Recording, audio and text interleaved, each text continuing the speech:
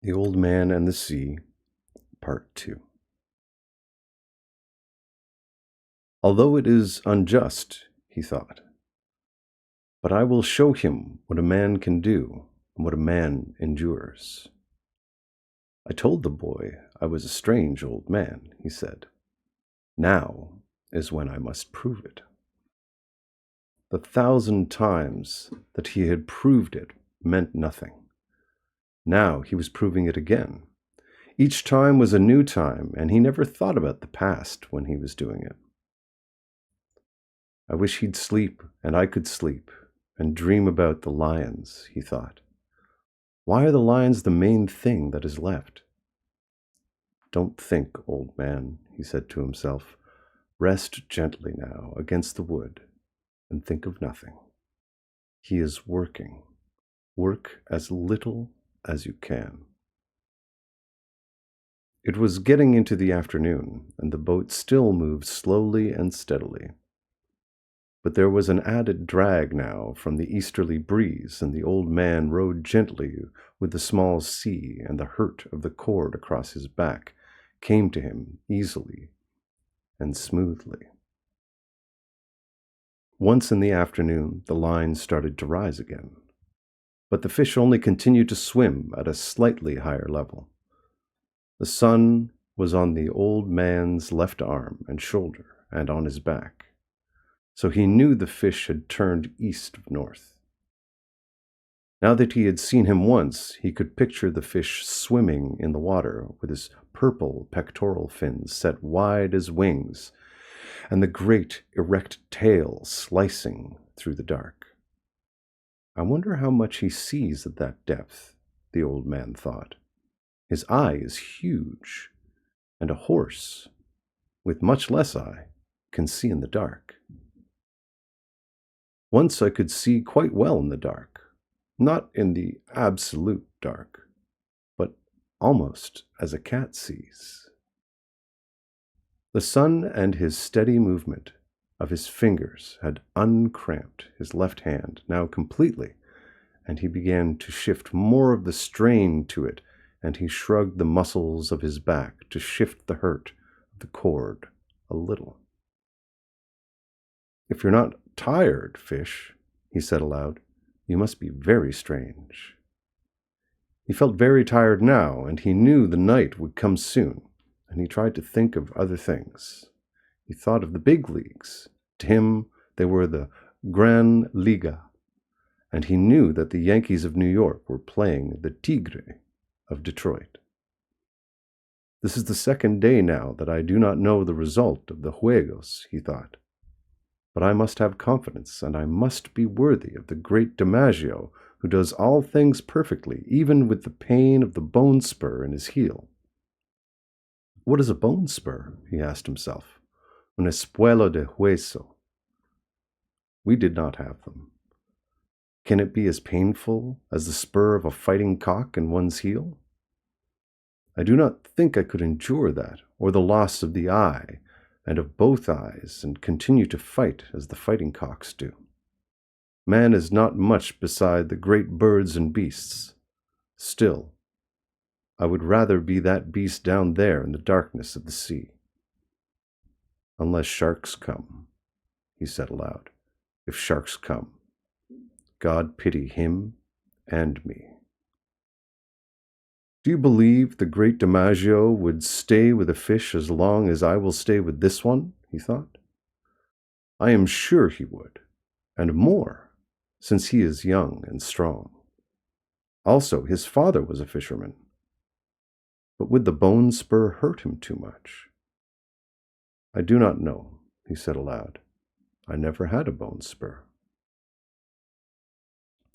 As the sun set, he remembered, to give himself more confidence, the time in the tavern at Casablanca, where he had played the hand game with a great Negro from Cienfuegos, who was the strongest man on the docks.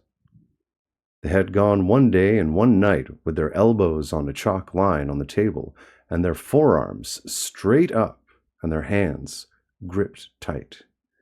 Each one was trying to force the other's hand down onto the table. There was much betting, and people went in and out of the room under the kerosene lights, and he even looked at the arm and the hand of the Negro and at the Negro's face. They changed the referees every 4 hours after the first 8 so that the referees could sleep. Blood came out from under the fingernails of both his and the Negro's hands, and they looked each other in the eye and at their hands and forearms, and the betters went in and out of the room and sat on high chairs against the wall and watched. The walls were painted bright blue and were of wood, and the lamps threw their shadows against them. The Negro's shadow was huge, and it moved on the wall as the breeze moved the lamps. The odds would change back and forth all night, and they fed the Negro rum and lighted cigarettes for him. Then the Negro, after the rum, would try for a tremendous effort, and once he had the old man, who was not an old man then, but was Santiago el Campeón, nearly 3 inches off balance. But the old man had raised his hand up to dead even again. He was sure that he had the Negro, who was a fine man and a great athlete, beaten. And at daylight, when the betters were asking that it be called a draw, and the referee was shaking his head, he had unleashed his effort and forced the hand of the Negro down and down until it rested on the wood. The match had started on a Sunday morning and ended on a Monday morning. Many of the betters had asked for a draw because they had to go to work on the docks loading sacks of sugar or at the Havana Coal Company. Otherwise, everyone would have wanted it to go to a finish. But he had finished it anyway, and before anyone had to go to work. For a long time after that, everyone had called him the champion, and there had been a return match in the spring. But not much money was bet, and he had won it quite easily, since he had broken the confidence of the Negro from Cienfuegos in the first match. After that, he had a few matches, and then no more. He decided that he could beat anyone if he wanted to badly enough, and he decided that it was bad for his right hand for fishing. He had tried a few practice matches with his left hand, but his left hand had always been a traitor and would not do what he called on it to do, and he did not trust it. The sun will bake it out well now, he thought. It should not cramp on me again unless it gets too cold in the night. I wonder what this night will bring. An airplane passed overhead on its course to Miami, and he watched its shadow scaring up the schools of flying fish. With so much flying fish, there should be dolphin, he said, and he leaned back on the line to see if it was possible to gain any on his fish. But he could not, and it stayed at the hardness and water, drop shivering that preceded breaking. The boat moved ahead slowly, and he watched the airplane until he could no longer see it. It must be very strange in an airplane, he thought. I wonder what the sea looks like from that height.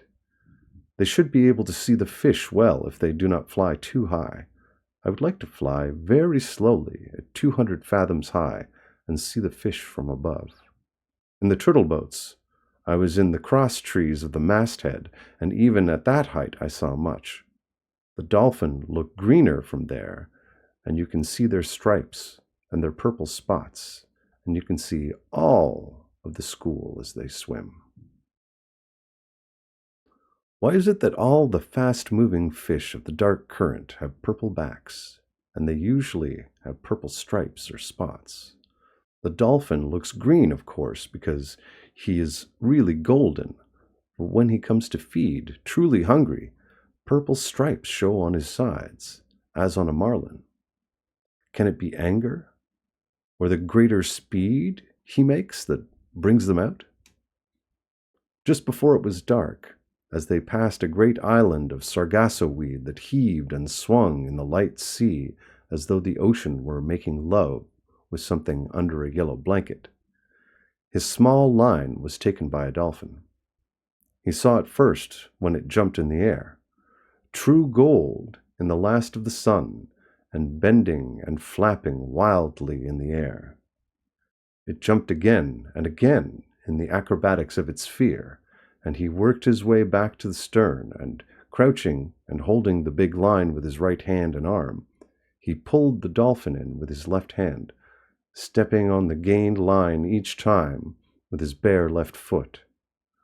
When the fish was at the stern, plunging and cutting from side to side in desperation, the old man leaned over the stern and lifted the burnished gold fish with its purple spots over the stern. Its jaws were working convulsively in quick bites against the hook, and it pounded the bottom of the skiff with its long, flat body, its tail and head, until he clubbed it across the shining golden head, until it shivered and was still.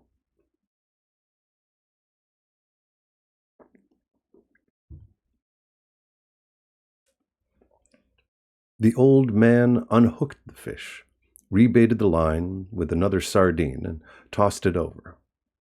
Then he worked his way slowly back to the bow. He washed his left hand and wiped it on his trousers. Then he shifted the heavy line from his right hand to his left, and washed his right hand in the sea, while he watched the sun go into the ocean and the slant of the big cord. "He hasn't changed at all," he said, but watching the movement of the water against his hand, he noted that it was perceptibly slower. "I'll lash the 2 oars together across the stern, and that will slow him in the night," he said. "He's good for the night, and so am I." It would be better to gut the dolphin a little later to save the blood and the meat, he thought. I can do that a little later and lash the oars to make a drag at the same time. I had better keep the fish quiet now and not disturb him too much at sunset. The setting of the sun is a difficult time for all fish. He let his hand dry in the air, then grasped the line with it and eased himself as much as he could and allowed himself to be pulled forward against the wood so that the boat took the strain as much or more than he did. "I'm learning how to do it," he thought, "this part of it, anyway. Then, too, remember he hasn't eaten since he took the bait, and he is huge and needs much food. I have eaten the whole bonito. Tomorrow I will eat the dolphin." He called it dorado. "Perhaps I should eat some of it while I clean it. It will be harder to eat than the bonito. But then, nothing is easy." "How do you feel, fish?" he asked aloud. "I feel good, and my left hand is better, and I have food for a night and a day. Pull the boat, fish." He did not truly feel good because the pain from the cord across his back had almost passed pain and gone into a dullness that he mistrusted. "But I have had even worse things than that," he thought. "My hand is only cut a little, and the cramp is gone from the other. My legs are all right. Also now I have gained on him in the question of sustenance." It was dark now, as it becomes dark quickly after the sun sets in September. He lay against the worn wood of the bow and rested all that he could. The first stars were out. He did not know the name of Rigel, but he saw it, and knew soon they would all be out, and he would have all his distant friends. "The fish is my friend too," he said aloud. "I have never seen or heard of such a fish, but I must kill him. I am glad we do not have to try to kill the stars." "Imagine if each day a man must try to kill the moon," he thought. "The moon runs away. But imagine if a man each day should have to try to kill the sun. We were born lucky," he thought. Then he was sorry for the great fish that had nothing to eat, and his determination to kill him never relaxed in his sorrow for him. "How many people will he feed?" he thought. "But are they worthy to eat him? No, of course not. There is no one worthy of eating him from the manner of his behavior and his great dignity. I do not understand these things, he thought. But it is good that we do not have to try to kill the sun or the moon or the stars. It is enough to live on the sea and kill our true brothers. Now, he thought, I must think about the drag. It has its perils and its merits. I may lose so much line that I will lose him. If he makes his effort, the drag made by the oars is in place, and the boat loses all her lightness. Her lightness prolongs both our suffering. But it is my safety, since he has great speed, and that he is never yet employed. No matter what passes, I must gut the dolphin, so he does not spoil, and eat some of him to be strong. Now I will rest an hour more, and feel that he is solid and steady before I move back to the stern to do the work and make the decision. In the meantime, I can see how he acts and if he shows any changes. The oars are a good trick, but it has reached the time to play for safety. He is much fish still, and I saw that the hook was in the corner of his mouth, and he has kept his mouth tight shut. The punishment of the hook is nothing. The punishment of hunger, and that he is against something that he does not comprehend, is everything. Rest now, old man, and let him work until your next duty comes.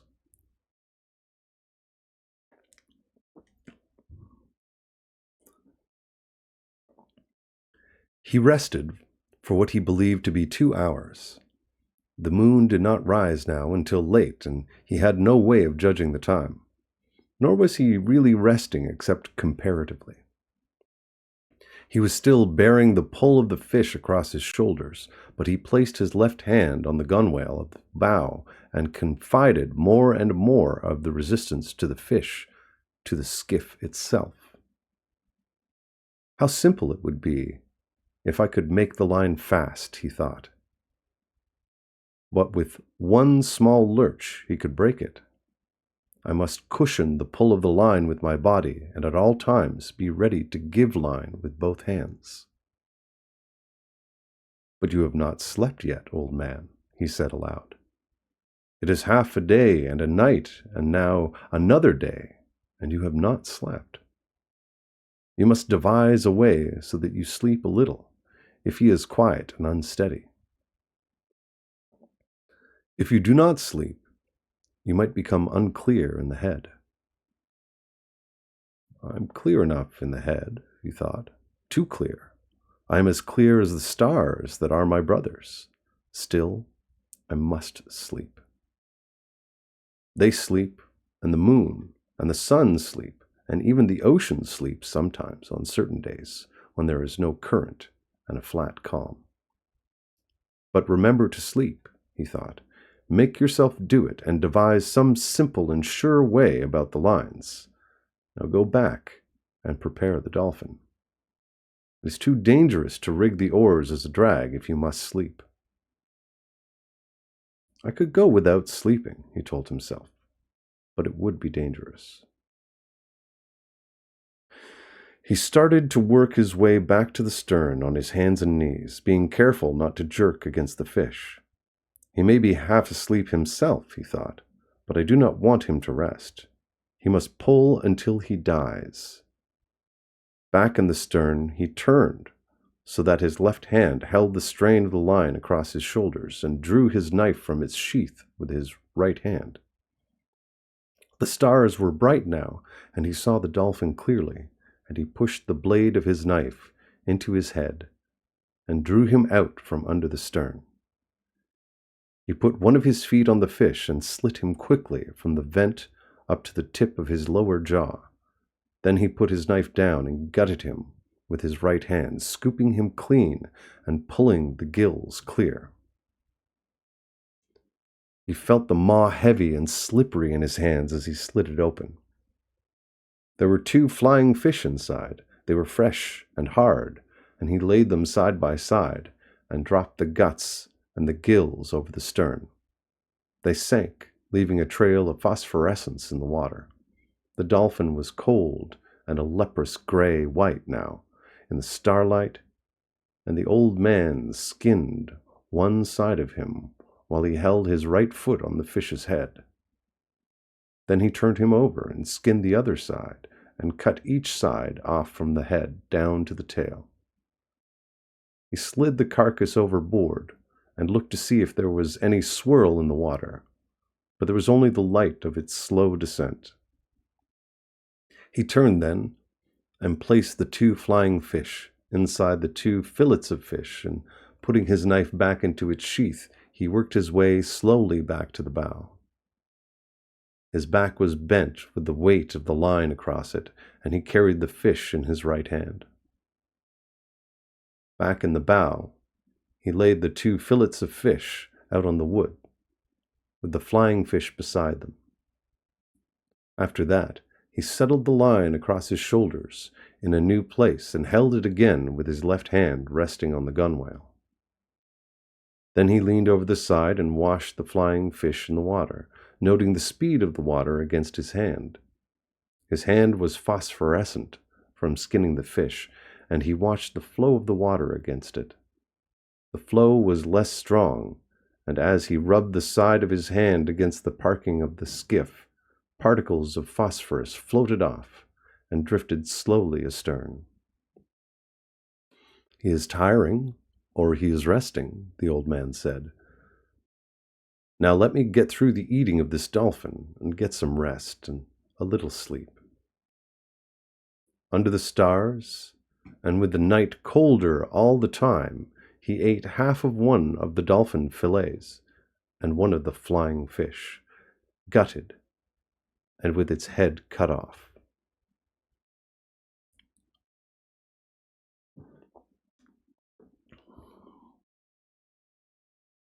"What an excellent fish dolphin is to eat cooked," he said, "and what a miserable fish raw. I will never go in a boat again without salt or limes." If I had brains, I would have splashed water on the bow all day, and drying it, I would have made salt, he thought. But then I did not hook the dolphin until almost sunset. Still, it was a lack of preparation. But I have chewed it all well, and I am not nauseated. The sky was clouding over to the east, and one after another the stars he knew were gone. It looked now as though he were moving into a great canyon of clouds, and the wind had dropped. "There will be bad weather in 3 or 4 days," he said, "but not tonight, and not tomorrow. Rig now to get some sleep, old man, while the fish is calm and steady." He held the line tight in his right hand, and then pushed his thigh against his right hand as he leaned all his weight against the wood of the bow. Then he passed the line a little lower on his shoulders and braced his left hand on it. "My right hand can hold it as long as it is braced," he thought. "If it relaxes in sleep, my left hand will wake me as the line goes out. It is hard on the right hand, but he is used to punishment. Even if I sleep 20 minutes or half an hour, it is good." He lay forward, cramping himself against the line with all of his body, putting all his weight onto his right hand, and he was asleep. He did not dream of the lions, but instead of a vast school of porpoises that stretched for 8 or 10 miles, and it was in the time of their mating that they would leap high into the air and return into the same hole they had made in the water when they leaped. Then he dreamed that he was in the village on his bed, and there was a norther, and he was very cold, and his right arm was asleep because his head had rested on it instead of a pillow. After that he began to dream of the long yellow beach, and he saw the first of the lions come down onto it in the early dark, and then the other lions came, and he rested his chin on the wood of the bows, where the ship lay anchored, with the evening offshore breeze, and he waited to see if there would be more lions, and he was happy. The moon had been up for a long time, but he slept on, and the fish pulled on steadily, and the boat moved into the tunnel of clouds. He woke with a jerk of his right fist coming up against his face, and the line burning out through his right hand. He had no feeling on his left hand, but he braked all he could with his right, and the line rushed out. Finally, his left hand found the line, and he leaned back against the line, and now it burned his back and his left hand. His left hand was taking all the strain and cutting badly. He looked back at the coils of line, and they were feeding smoothly. Just then the fish jumped, making a great bursting of the ocean, and then a heavy fall. Then he jumped again and again, and the boat was going fast, although line was still racing out, and the old man was raising the strain to breaking point, and raising it to breaking point again and again. He had been pulled down tight onto the bow, and his face was in the cut slice of dolphin, and he could not move. This is what we waited for, he thought, so now let us take it. Make him pay for the line, he thought, make him pay for it. He could not see the fish's jumps, but only heard the breaking of the ocean and the heavy splash as he fell. The speed of the line was cutting his hands badly, but he had always known that this would happen, and he tried to keep the cutting across the calloused parts and not let the line slip into the palm nor cut the fingers. If the boy was here, he would wet the coils of line, he thought. Yes, if the boy were here. If the boy were here. The line went out and out and out, but it was slowing now, and he was making the fish earn every inch of it. Now he got his head up from the wood and out the slice of fish that his cheek had crushed. Then he was on his knees, and then he rose slowly to his feet. He was seeding line, but more slowly all the time. He worked back to where he could feel it with his foot, the coils of line that he could not see. There was plenty of line still, and now the fish had to pull the friction of all that new line through the water. Yes, he thought, and now he has jumped more than a dozen times and filled the sacks along his back with air, and he cannot go down deep to die where I cannot bring him up. He will start circling soon, and then I must work on him. I wonder what started him so suddenly. Could it have been hunger that made him desperate? Or was he frightened by something in the night? Maybe he suddenly felt fear. But he was such a calm, strong fish, and he seemed so fearless and so confident. It is strange. You better be fearless and confident yourself, old man, he said. You're holding him again, but you cannot get line. But soon he has to circle.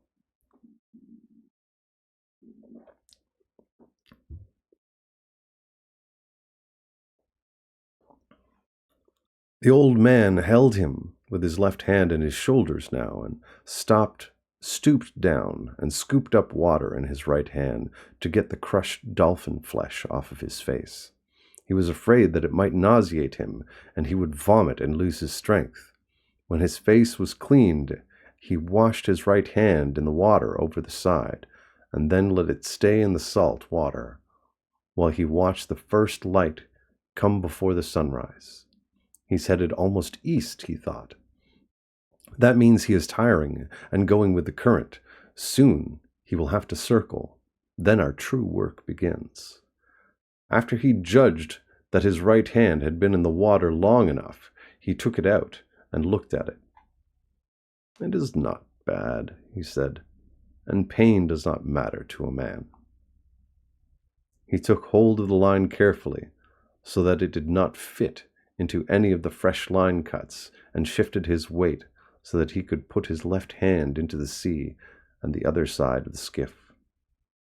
You did not do so badly for something worthless, he said to his left hand, but there was a moment when I could not find you. Why was I not born with two good hands, he thought. Perhaps it was my fault in not training that one properly. But God knows he has had enough chances to learn. He did not do so badly in the night, though, and he has only cramped once. If he cramps again, let the line cut him off. When he thought that he knew that he was not being clear-headed, and he thought he should chew some more of the dolphin. But I can't, he told himself. It is better to be light-headed than lose your strength from nausea. And I know I cannot keep it if I eat it, since my face was in it. I will keep it for an emergency, until it goes bad. But it is too late to try for strength now through nourishment. You're stupid, he told himself. Eat the other flying fish. It was there, cleaned and ready, and he picked it up with his left hand and ate it, chewing the bones carefully and eating all of it down to the tail. It has more nourishment than almost any fish, he thought, at least the kind of strength that I need. Now I have done what I can, he thought. Let him begin to circle, and let the fight come.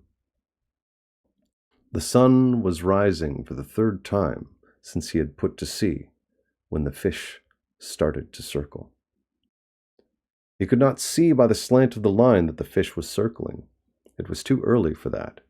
He just felt a faint slackening of the pressure of the line, and he commenced to pull on it gently with his right hand. It tightened, as always, but just when he reached the point where it would break, line began to come in. He slipped his shoulders and head from under the line and began to pull in lines steadily and gently. He used both of his hands in a swinging motion and tried to do the pulling as much as he could with his body and his legs. His old legs and shoulders pivoted with the swinging of the pulling. It is a very big circle, he said, but he is circling. Then the line would not come in any more, and he held it until he saw the drops jumping from it in the sun. Then it started out, and the old man knelt down and let it grudgingly back into the dark water. He is making the far part of his circle now, he said. I must hold all I can, he thought. The strain will shorten his circle each time. Perhaps in an hour I will see him. Now I must convince him, and then I must kill him. But the fish kept on circling slowly, and the old man was wet with sweat and tired deep into his bones 2 hours later. But the circles were much shorter now, and from the way the line slanted he could tell the fish had risen steadily while he swam. For an hour the old man had been seeing black spots before his eyes, and the sweat salted his eyes and salted the cut over his eye and on his forehead. He was not afraid of the black spots. They were normal at the tension that he was pulling on the line. Twice, though, he had felt faint and dizzy, and that had worried him. I could not fail myself and die on a fish like this, he said. Now that I have him coming so beautifully, God help me endure. I'll say 100 Our Fathers and 100 Hail Marys, but I cannot say them now. Consider them said, he thought. I'll say them later. But then he felt a sudden banging and jerking on the line he held between his two hands. It was sharp and hard feeling and heavy. He is hitting the wire leader with his spear, he thought. That was bound to come. He had to do that. It may make him jump through, and I would rather he stayed circling now. The jumps were necessary for him to take air. But after that, each one can widen the opening of the hook wound, and he can throw the hook. Don't jump, fish, he said. Don't jump. The fish hit the wire several times, more, and each time he shook his head, and the old man gave up a little line. I must hold his pain where it is, he thought. Mine does not matter. I can control mine, but his pain could drive him mad. After a while, the fish stopped beating at the wire and started circling slowly again. The old man was gaining line steadily now, but he felt faint again. He lifted some seawater with his left hand and put it on his head. Then he put more on and rubbed the back of his neck. I have no cramps, he said. He'll be up soon and I can last. You have to last. Don't even speak of it. He kneeled against the bow and for a moment slipped the line over his back again. I'll rest now while he goes out on the circle and then stand up and work on him when he comes in, he decided. It was a great temptation to rest in the bow and let the fish make one circle by himself without recovering any line. But when the strain showed the fish had turned to come forward and toward the boat, the old man rose to his feet and started the pivoting and the weaving, pulling, that brought in all the line he gained. I'm tireder than I've ever been, he thought, and now the trade wind is rising, and that will be good to take him in with. I need that badly. I'll rest on the next turn as he goes out, he said. I feel much better. Then in 2 or 3 turns more, I will have him. His straw hat was far on the back of his head, and he shrank down into the bow, with a pull of the line as he felt the fish turn. You work now, fish, he thought. I'll take you at the turn. The sea had risen considerably, but it was a fair weather breeze, and he had to have it to get home. I'll just steer south and west, he said. A man is never lost at sea, and it is a long island. It was on the 3rd turn that he saw the fish first. He saw him first as a dark shadow that took so long to pass under the boat that he could not believe its length. No, he said, he can't be that big. But he was that big, and at the end of this circle he came to the surface only 30 yards away, and the man saw his tail out of water. It was higher than a big scythe blade and a very pale lavender above the dark blue water. It raked back and forth as the fish swam just below the surface, and the old man could see his huge bulk and the purple stripes that banded him. His dorsal fin was down, and his huge pectorals were spread wide. On this circle, the old man could see the fish's eye and the 2 gray sucking fish that swam around him. Sometimes they attached themselves to him. Sometimes they darted off. Sometimes they would swim easily in his shadow. They were each over 3 feet long, and when they swam fast, they lashed their whole bodies like eels. The old man was sweating now, but from something else besides the sun.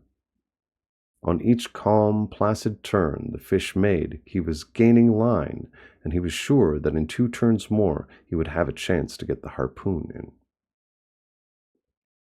But I must get him close, close, close, he thought. I mustn't try for the head. I must get the heart. Be calm and strong, old man, he said. On the next circle, the fish's back was out, but he was a little too far out from the boat. On the next circle, he was still too far away, but he was higher out of water, and the old man was sure that by gaining some more line, he could have him alongside. He had rigged his harpoon long before, and its coil of light rope was in a round basket. The end was made fast to the bit in the bow. The fish was coming in on his circle now, calm and beautiful looking, and only his great tail moving. The old man pulled on him all that he could to bring him closer. For just a moment, the fish turned a little on his side. Then he straightened himself and began another circle. I moved him, the old man said. I moved him then.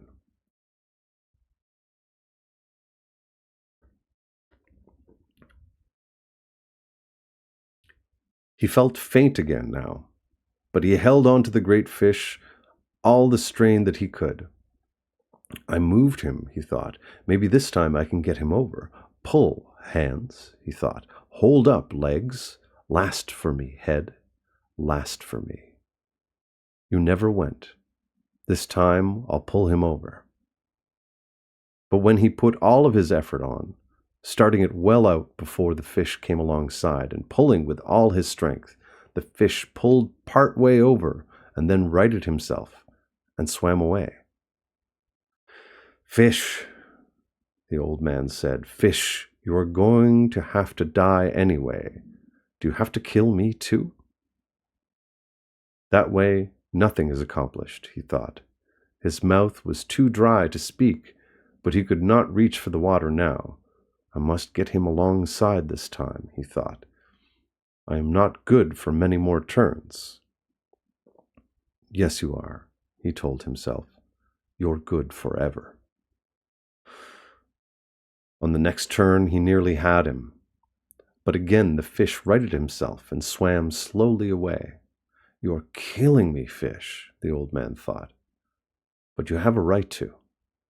Never have I seen a greater or more beautiful or a calmer or more noble thing than you, brother. Come on and kill me. I do not care who kills who. Now you are getting confused in the head, he thought. You must keep your head clear, and know how to suffer like a man. Or a fish, he thought. Clear up, head, he said in a voice he could hardly hear. Clear up. Twice more it was the same on the turns. I do not know, the old man thought. He had been on the point of feeling himself go each time. I do not know, but I will try it once more. He tried it once more, and he felt himself going when he turned the fish. The fish righted himself and swam off again slowly, with a great tail weaving in the air. I'll try it again, the old man promised, although his hands were mushy now and he could only see well in flashes. He tried it again, and it was the same. So, he thought, and he felt himself going before he started. I will try it once again. He took all his pain and what was left of his strength and his long-gone pride, and he put it against the fish's agony, and the fish came over onto his side and swam gently on his side, his bill almost touching the planking of the skiff, and started to pass the boat, long, deep, wide, silver and barred with purple and interminable, in the water. The old man dropped the line and put his foot on it and lifted the harpoon as high as he could and drove it down with all his strength, and more strength he had just summoned, into the fish's side just behind the great chest fin that rose high in the air to the altitude of a man's chest. He felt the iron go in, and he leaned on it and drove it in further, and then pushed all his weight after it. Then the fish came alive, with his death in him, and rose high out of the water, showing all his great length and width and all his power and his beauty. He seemed to hang in the air above the old man in the skiff. Then he fell into the water with a crash that sent spray over the old man and over all of the skiff. The old man felt faint and sick, and he could not see well. But he cleared the harpoon line and let it run slowly through his raw hands, and when he could see, he saw the fish was on his back with his silver belly up. The shaft of the harpoon was projecting at an angle from the fish's shoulder, and the sea was discoloring the red of the blood from his heart. First it was dark as a shoal in the blue water that was more than a mile deep. Then it spread like a cloud. The fish was silvery and still, and floated with the waves. The old man looked carefully in the glimpse of vision that he had. Then he took 2 turns of harpoon line around the bit in the bow and laid his head on his hands.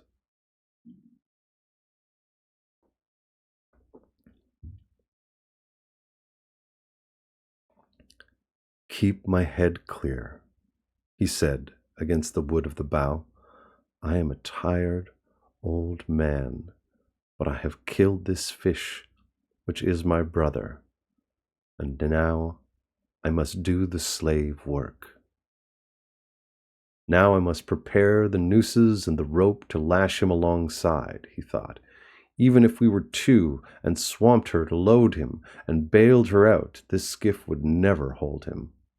I must prepare everything, then bring him in and lash him well, and step the mast and set sail for home." He started to pull the fish in to have him alongside so that he could pass a line through his gills and out his mouth and make his head fast alongside the bow. "I want to see him," he thought, "and to touch and to feel him. He is my fortune," he thought. "But that is not why I wish to feel him. I think I felt his heart," he thought, "when I pushed on the harpoon shaft the 2nd time. Bring him in now and make him fast, and get the noose around his tail and another around his middle to bind him to the skiff. Get to work, old man," he said. He took a very small drink of the water. "There is very much slave work to be done now that the fight is over." He looked up at the sky and then out to his fish. He looked at the sun carefully. It is not much more than noon, he thought, and the trade wind is rising. The lines all mean nothing now. The boy and I will splice them when we are home. "Come on, fish," he said. But the fish did not come. Instead, he lay there, wallowing now in the seas, and the old man pulled the skiff up onto him. When he was even with him and had the fish's head against the bow, he could not believe his size. But he untied the harpoon rope from the bit, passed it through the fish's gills and out his jaws, made a turn around his sword, and then passed the rope through the other gill, made another turn around the bill, and knotted the double rope, and made it fast to the bit in the bow. He cut the rope then, and went astern to noose the tail. The fish had turned silver from his original purple and silver, and the stripes showed the same pale violet color as his tail.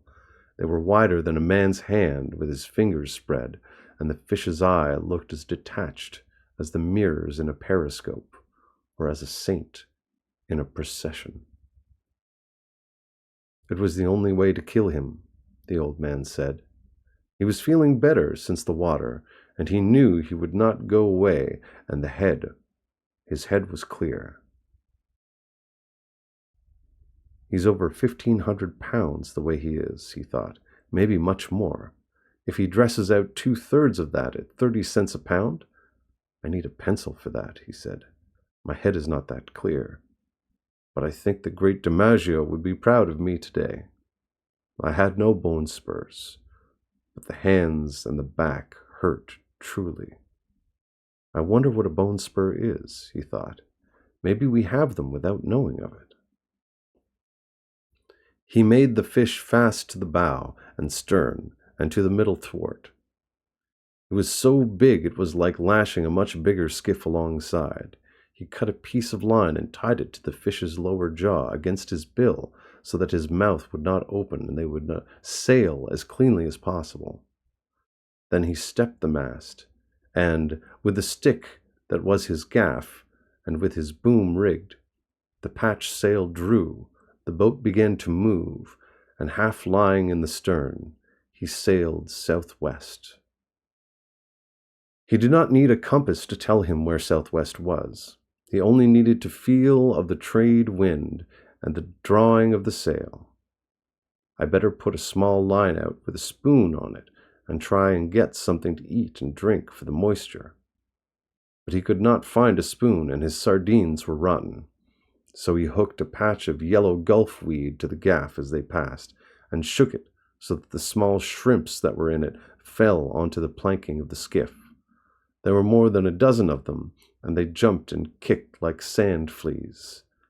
The old man pinched their heads off with his thumb and forefinger and ate them, chewing up the shells and the tails. They were very tiny, but he knew they were nourishing, and they tasted good. The old man still had 2 drinks of water in the bottle, and he used half of one after he had eaten the shrimps. The skiff was sailing well, considering the handicaps, and he steered with the tiller under his arm. He could see the fish, and he had only to look at his hands and feel his back against the stern to know that this had truly happened and was not a dream. At one time, when he was feeling so badly toward the end, he had thought perhaps it was a dream. Then, when he had seen the fish come out of the water and hang motionless in the sky before he fell, he was sure there was some great strangeness, and he could not believe it. Then he could not see well, although now he saw as well as ever. Now he knew there was the fish, and his hands and back were no dream. The hands cure quickly, he thought. I bled them clean, and the salt water will heal them. The dark water of the true gulf is the greatest healer that there is. All I must do is keep the head clear. The hands have done their work, and we will sail well. With his mouth shut and his tail straight up and down, we sail like brothers. Then his head started to become a little unclear, and he thought, is he bringing me in, or am I bringing him in? If I were towing him behind, there would be no question, nor if the fish were in the skiff, with all dignity gone, there would be no question either. But they were sailing together, lashed side by side, and the old man thought, let him bring me in, if it pleases him. I am only better than him through trickery, and he meant me no harm. They sailed well, and the old man soaked his hands in the salt water and tried to keep his head clear. There were high cumulus clouds and enough cirrus above them so that the old man knew the breeze would last all night. The old man looked at the fish constantly to make sure it was true. It was an hour before the first shark hit him. The shark was not an accident. He had come up from deep down in the water as the dark cloud of blood had settled and dispersed in the mile-deep sea. He had come up so fast and absolutely without caution that he broke the surface of the blue water and was in the sun. Then he fell back into the sea and picked up the scent and started swimming on the course of the skiff, and the fish had taken.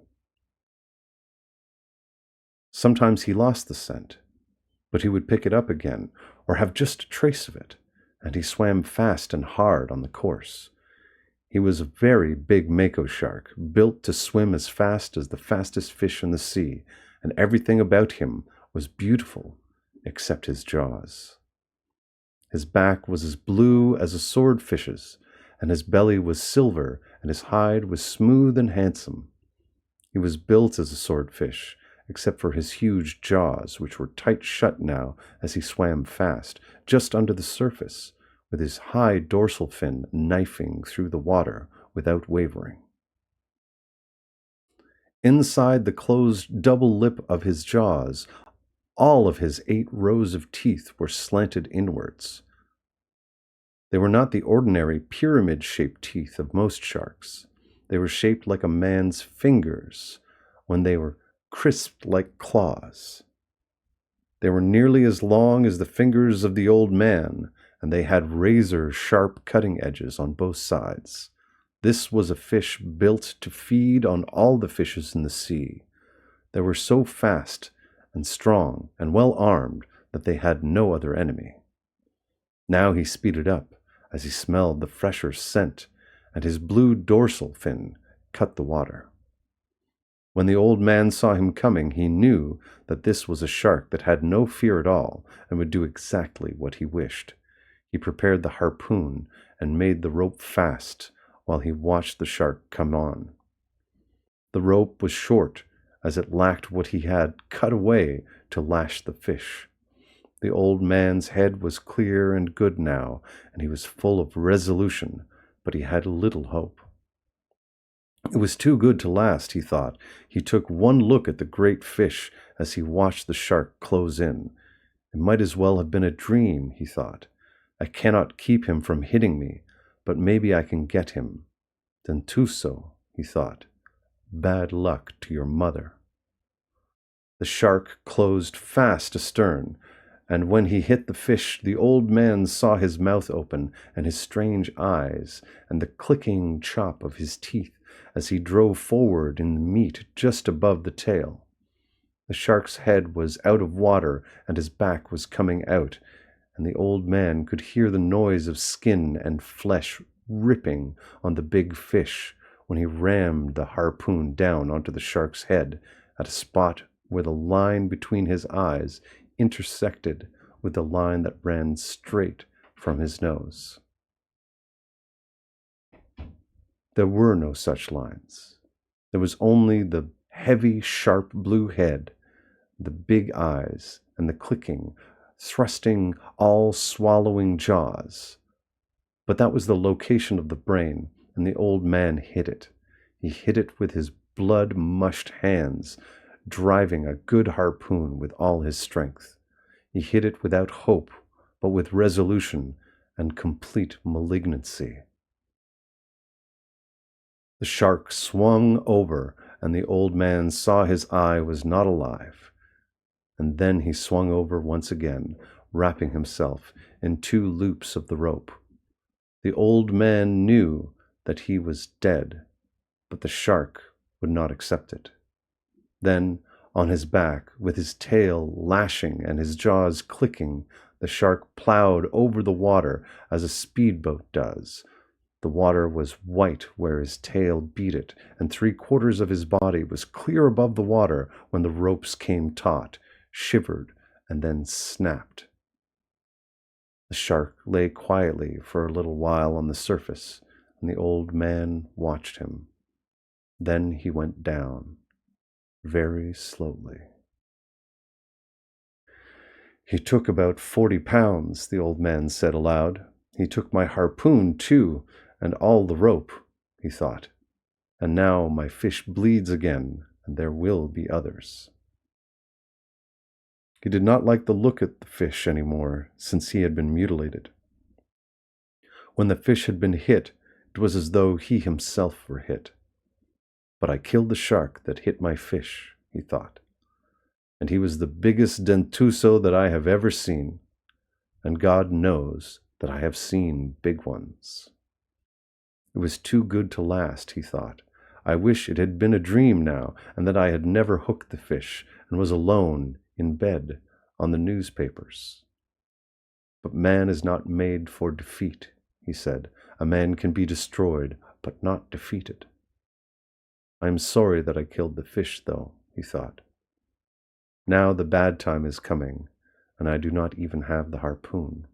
The dentuso is cruel and able and strong and intelligent, but I was more intelligent than he was. Perhaps not, he thought. Perhaps I was only better armed.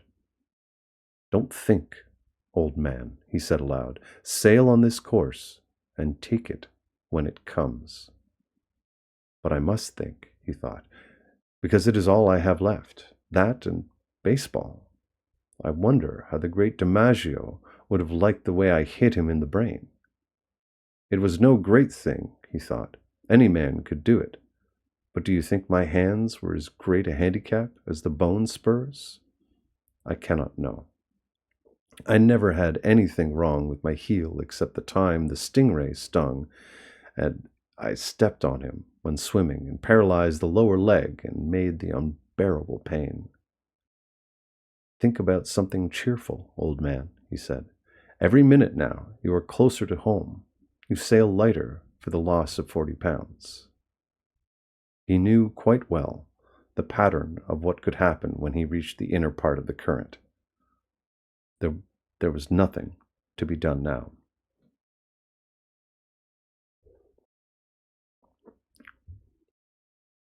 "Yes, there is," he said aloud. "I can lash my knife to the butt of one of the oars." So he did that, with the tiller under his arm and the sheet of the sail under his foot. "Now," he said, "I am still an old man, but I am not unarmed." The breeze was fresh now, and he sailed on well. He watched only the forward part of the fish, and some of his hope returned. "It is silly not to hope," he thought. "Besides, I believe it is a sin." "Do not think about sin," he thought. "There are enough problems now without sin. Also, I have no understanding of it. I have no understanding of it, and I am not sure that I believe in it. Perhaps it was a sin to kill the fish. I suppose it was, even though I did it to keep me alive and feed many people. But then everything is a sin. Do not think about sin. It is much too late for that, and there are people who are paid to do it. Let them think about it. You were born to be a fisherman, as the fish were born to be a fish. San Pedro was a fisherman, as was the father of the great DiMaggio. But he liked to think about all things that he was involved in, and since there was nothing to read, he did not have a radio. He thought much, and he kept on thinking about sin. You did not kill the fish only to keep it alive and to sell it for food, he thought.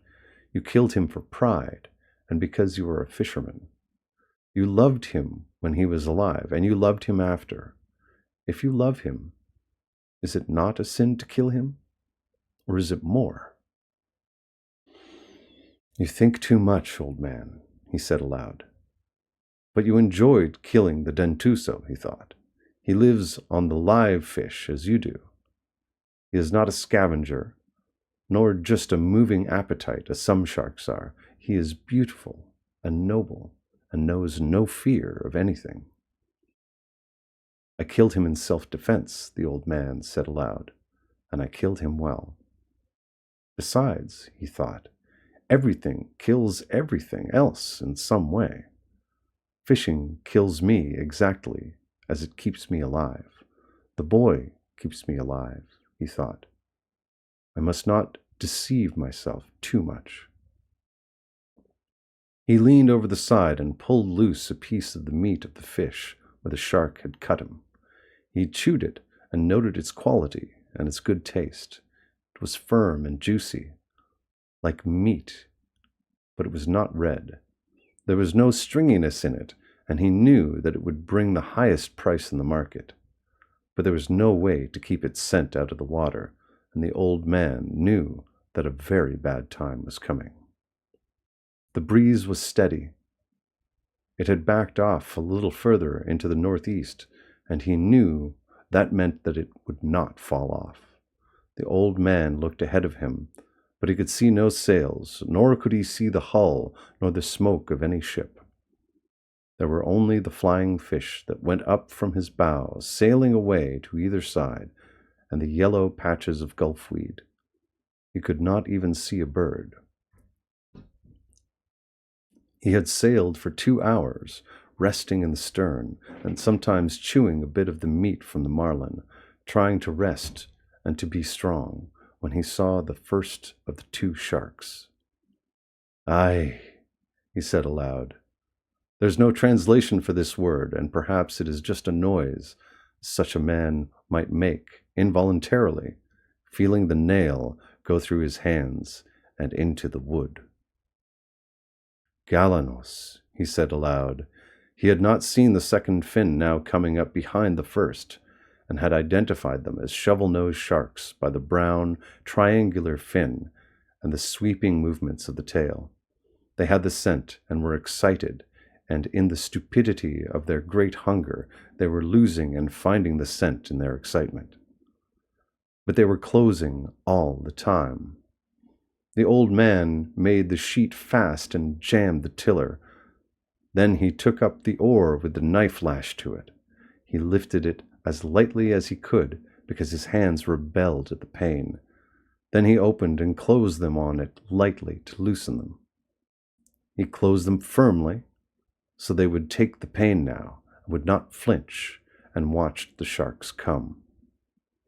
He could see their wide, flattened, shovel-pointed heads now, and their white-tipped, wide pectoral fins. They were hateful sharks, bad-smelling, scavengers as well as killers, and when they were hungry, they would bite at an oar or a rudder of a boat. It was these sharks that would cut the turtles' legs and flippers off when the turtles were asleep on the surface, and they would hit a man in the water, if they were hungry, even if the man had no smell of fish blood nor of fish slime on him. "Aye," the old man said, "Galanos. Come on, Galanos." They came, but they did not come as the Mako had come. One turned and went out of sight under the skiff, and the old man could feel the skiff shake as he jerked and pulled on the fish. The other watched the old man with his slitted yellow eyes, and then came in fast with his half-circle of jaws wide to hit the fish where he had already been bitten. The line showed clearly on the top of his brown head and back where the brain joined the spinal cord, and the old man drove the knife on an oar into the juncture, withdrew it, and drove it in again into the shark's yellow cat-like eyes. The shark let go of the fish and slid down, swallowing what he had taken as he died.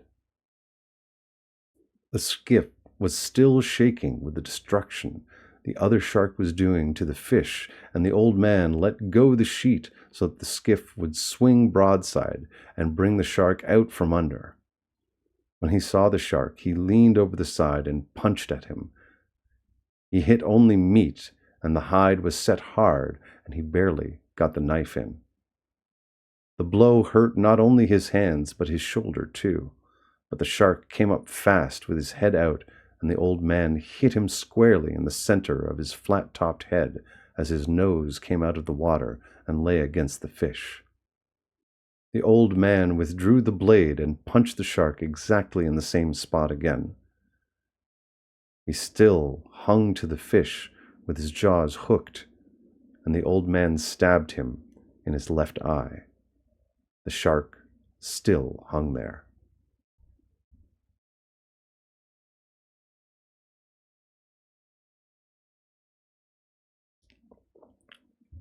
"No," the old man said, as he drove the blade between the vertebrae and the brain.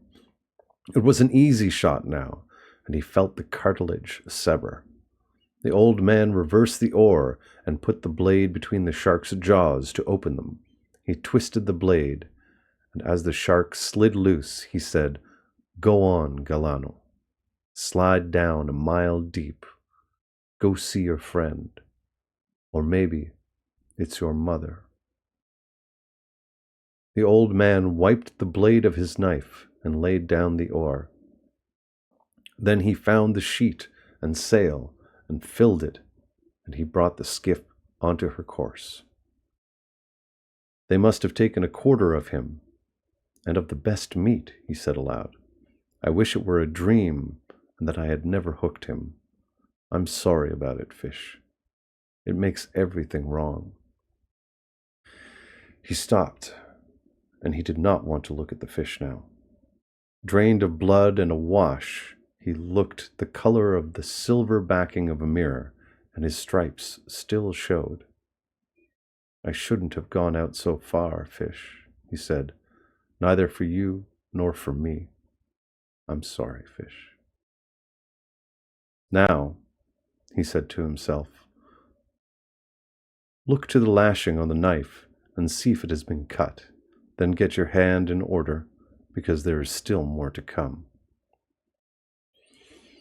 "I wish I had a stone for the knife," the old man said, after he had checked the lashing on the oar butt. "I should have brought a stone." "You should have brought many things," he thought. "But you did not bring them, old man." Now is no time to think of what you do not have. Think of what you can do with what there is. You give me much good counsel, he said aloud. I'm tired of it.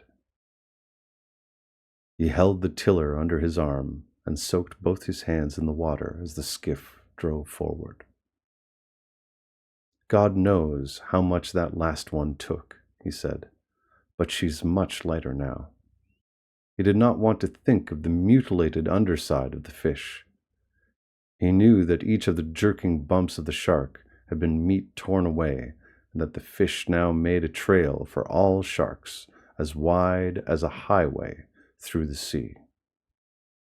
He was a fish to keep a man all winter, he thought. Don't think of that. Just rest and try to get your hands in shape to defend what is left of him. The blood smell from my hands means nothing now with all that scent in the water.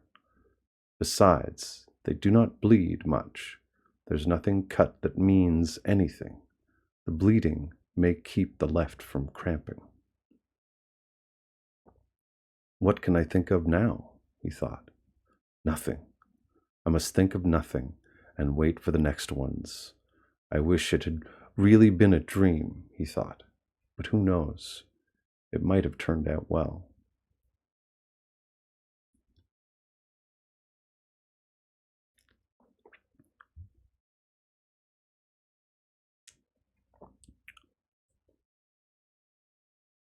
The next shark that came was a single shovel nose.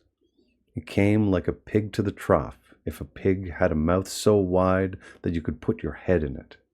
The old man let him hit the fish, and then drove the knife on the oar down into his brain. But the shark jerked backwards as he rolled, and the knife blade snapped.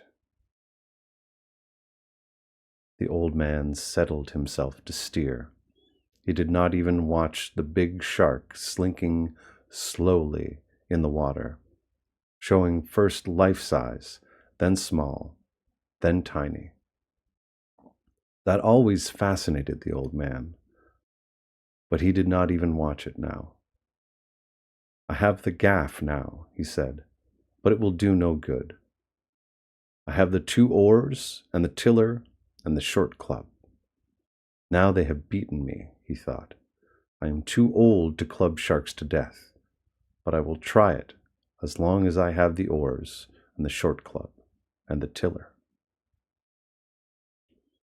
He put his hands in the water again to soak them. It was getting late in the afternoon, and he saw nothing but the sea and the sky. There was more wind in the sky than there had been, and soon he hoped that he would see land. You're tired, old man, he said. You're tired inside. The sharks did not hit him again until just after sunset. The old man saw the brown fins coming along the wide trail the fish must make in the water. They were not even quartering on the scent. They were headed straight for the skiff, swimming side by side. He jammed the tiller, made the sheet fast, and reached under the stern for the club. It was an oar handle from a broken oar sawed off to about 2.5 feet in length. He could only use it effectively with one hand because of the grip of the handle, and he took good hold of it with his right hand, flexing his hand on it as he watched the sharks come. They were both galanos. I must let the first one get a good hold and hit him on the point of the nose or straight across the top of the head, he thought. The 2 sharks closed together as he saw the one nearest him open its jaws and sink them into the silver side of the fish. He raised the club high and brought it down heavy and slamming onto the top of the shark's broad head. He felt the rubbery solidity as the club came down, but he felt the rigidity of bone too, and he struck the shark once more hard across the point of the nose as he slid down from the fish. The other shark had been in and out and now came in again with his jaws wide. The old man could see pieces of the meat of the fish spilling white from the corner of his jaws as he bumped the fish and closed his jaws. He swung at him and hit only the head, and the shark looked at him and wrenched the meat loose. The old man swung the club down on him again as he slipped away to swallow and hit only the heavy, solid rubberness. "Come on, Galano," the old man said. "Come in again." The shark came in a rush, and the old man hit him as he shut his jaws.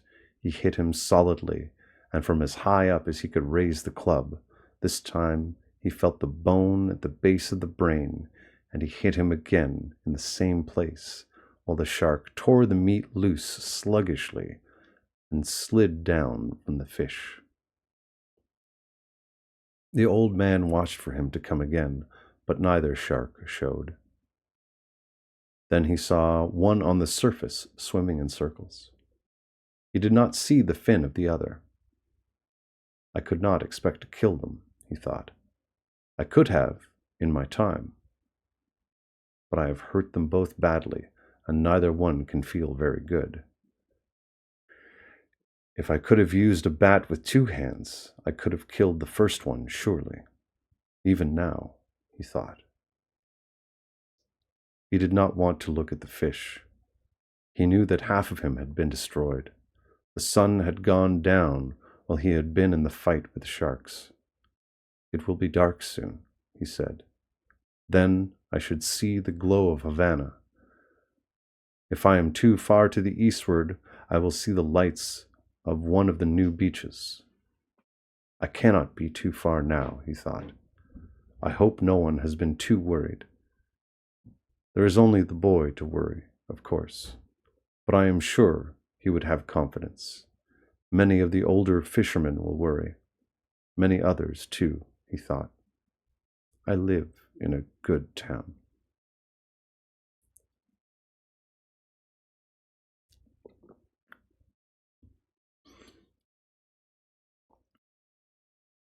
He could not talk to the fish anymore because the fish had been ruined too badly.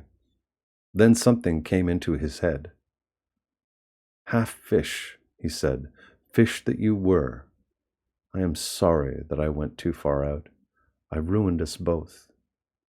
But we have killed many sharks, you and I, and ruined many others. How many did you ever kill, old fish? You do not have that spear on your head for nothing." He liked to think of the fish, and what he could do to his shark if he were swimming free. "I should have chopped the bill off to fight them with," he thought. But there was no hatchet, and there was no knife. But if I had, and could have lashed it to an oar butt, what a weapon! Then we might have fought them together. What will you do now if they come in the night? What can you do? "Fight them," he said. "I'll fight them until I die." But in the dark now, and no glow showing, and no lights, and only the wind and the steady pull of the sail, he felt that perhaps he was already dead. He put his 2 hands together and felt the palms. They were not dead, and he could bring the pain of life by simply opening and closing them. He leaned his back against the stern and knew he was not dead. His shoulders told him. "I have all those prayers I promised if I caught the fish," he thought, "but I am too tired to say them now. I'd better get the sack and put it over my shoulders." He lay in the stern and steered and watched for the glow to come in the sky. "I have half of him," he thought. "Maybe I'll have the luck to bring the forward half in. I should have some luck." "No," he said. "You violated your luck when you went too far outside." "Don't be silly," he said aloud, "and keep awake and steer. You may have much luck yet. I'd like to buy some, if there's any place they sell it, he said. What could I buy with it? He asked himself. Could I buy it with a lost harpoon and a broken knife and 2 bad hands? You might, he said. You might. You tried to buy it with 84 days at sea. They nearly sold it to you. I must not think nonsense, he said. Luck is a thing that comes in many forms, and who can recognize her? I would take some, though, in any form, and pay what they asked. I wish I could see the glow from the lights, he thought.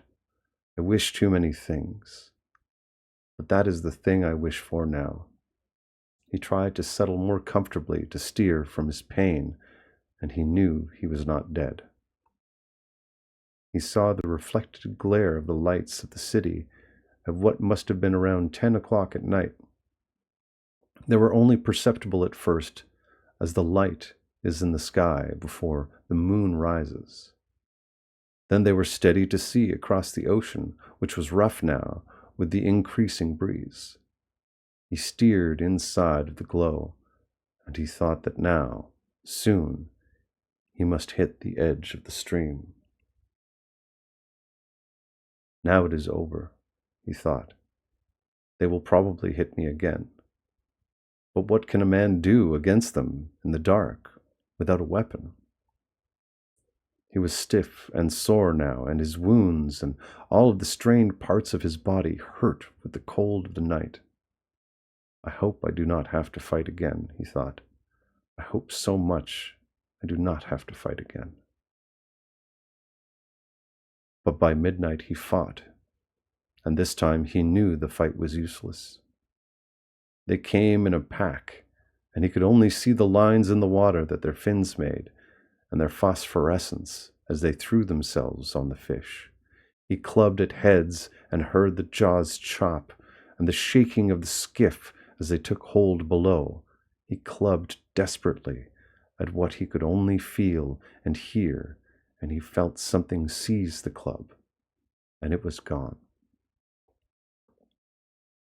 He jerked the tiller free from the rudder and beat and chopped with it, holding it in both hands and driving it down again and again.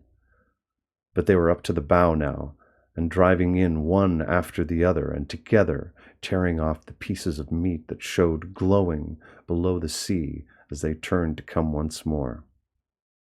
One came, finally, against the head itself, and he knew that it was over. He swung the tiller across the shark's head where the jaws were caught in the heaviness of the fish's head, which would not tear. He swung it once and swung it again. He heard the tiller break, and he lunged at the shark with a splintered butt. He felt it go, and knowing it was sharp, he drove it in again.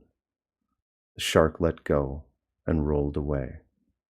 That was the last shark of that pack that came. There was nothing more for them to eat.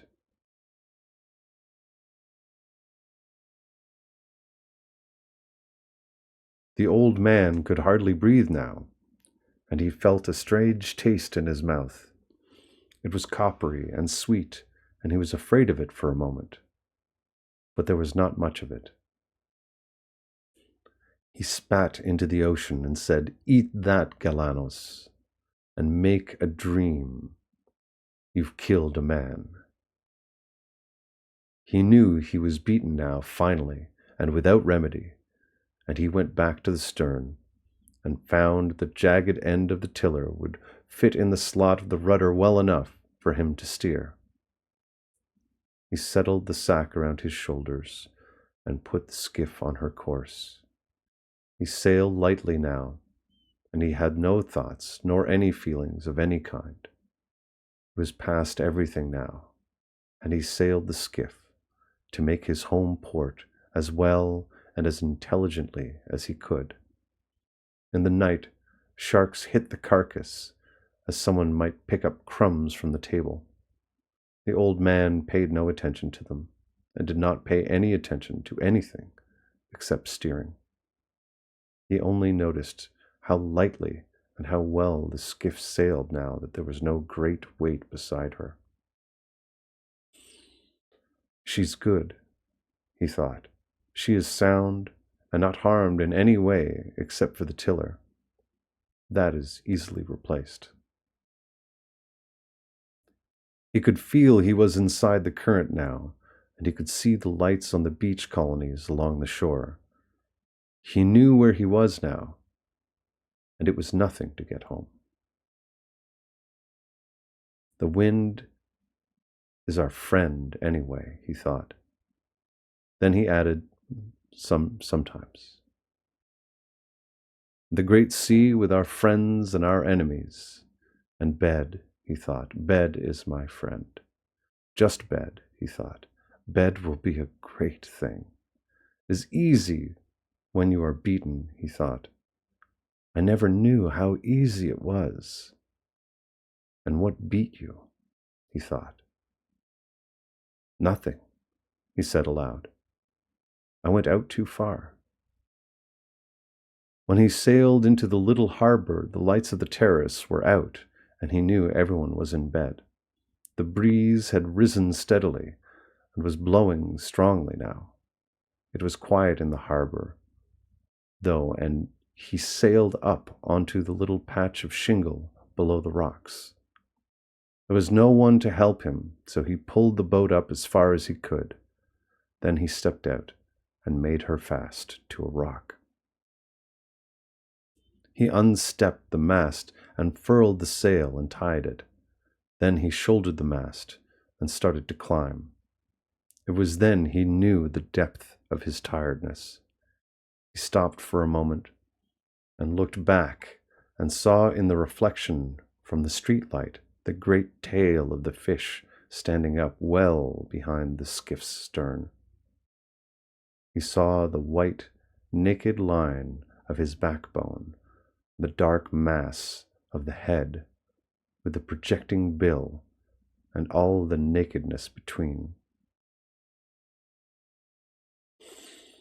He started to climb again, and at the top he fell and lay for some time with the mast across his shoulder. He tried to get up, but it was too difficult, and he sat there with the mast on his shoulder and looked at the road. A cat passed on the far side, going about its business, and the old man watched it. Then he just watched the road. Finally, he put the mast down and stood up. He picked the mast up and put it on his shoulder and started up the road. He had to sit down 5 times before he reached his shack. Inside the shack, he leaned the mast against the wall. In the dark, he found a water bottle and took a drink. Then he lay down on the bed. He pulled the blanket over his shoulders, and then over his back and legs, and he slept face down on the newspapers with his arms straight and the palms of his hands up.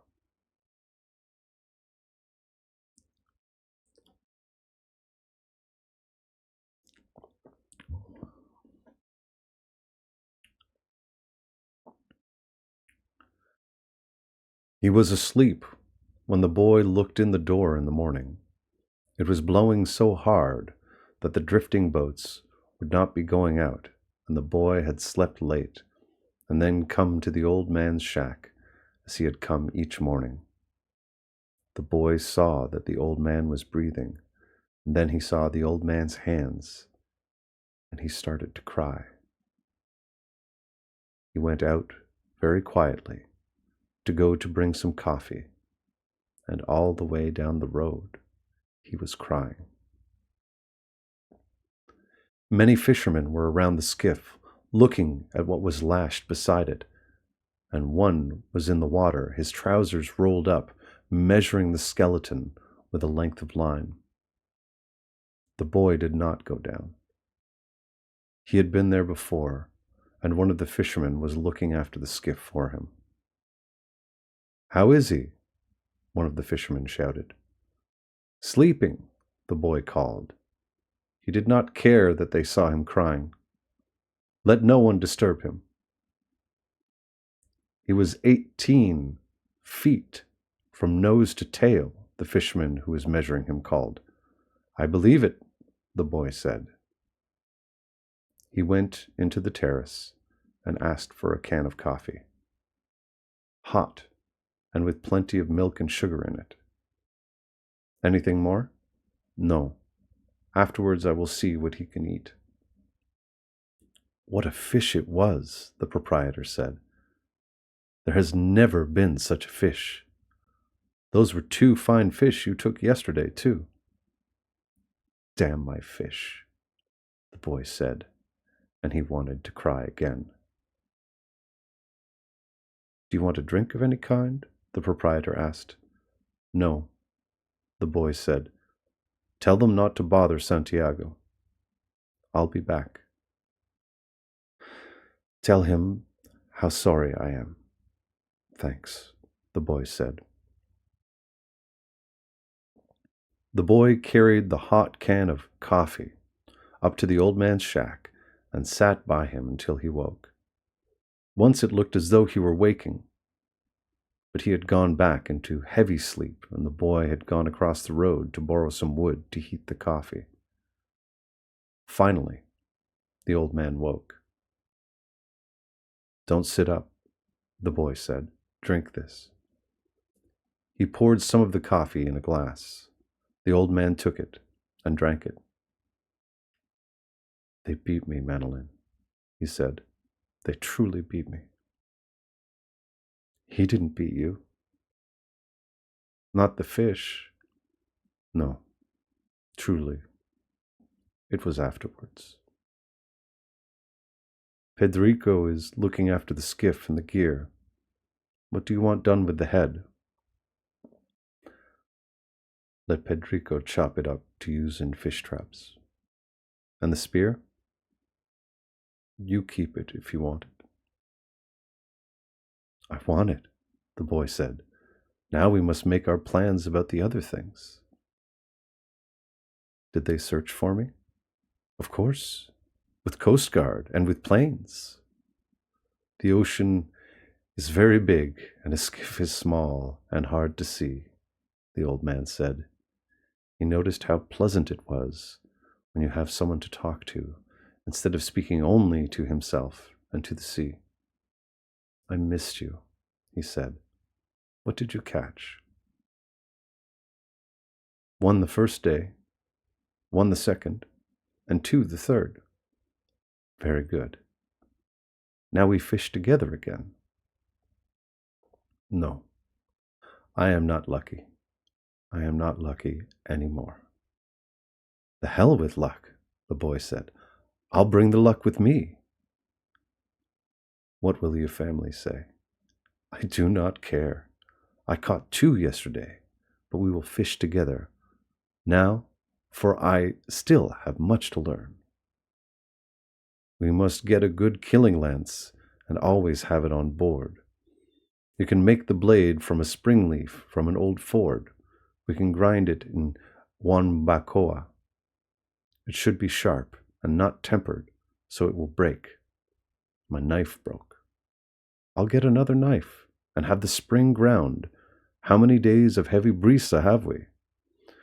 Maybe 3, maybe more.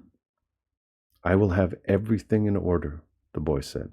You get your hands well, old man. I know how to care for them. In the night, I spat something strange and felt something in my chest was broken. Get that well too, the boy said. Lie down, old man, and I will bring you your clean shirt and something to eat. Bring any of the papers of the time that I was gone, the old man said. You must get well fast, for there is much that I can learn, and you can teach me everything. How much did you suffer? Plenty, the old man said. I'll bring the food and the papers, the boy said. Rest well, old man. I will bring stuff from the drugstore for your hands. Don't forget to tell Pedrico the head is his. No, I will remember." As the boy went out the door and down the worn coral rock road, he was crying again. That afternoon, there was a party of tourists at the terrace, and looking down in the water among the empty beer cans and dead barracudas, a woman saw a great, long, white spine with a huge tail at the end that lifted and swung with the tide, while the east wind blew a heavy, steady sea outside the entrance to the harbor. "What's that?" she asked a waiter, and pointed to the long backbone of the great fish that was now just garbage, waiting to go out with the tide. "Tiburon," the waiter said, "is shark." He was meaning to explain what had happened. "I didn't know sharks had such handsome, beautifully formed tails." "I didn't either," her male companion said. Up the road, in his shack, the old man was sleeping again. He was still sleeping on his face. The boy was sitting by him, watching him. The old man was dreaming about the lions.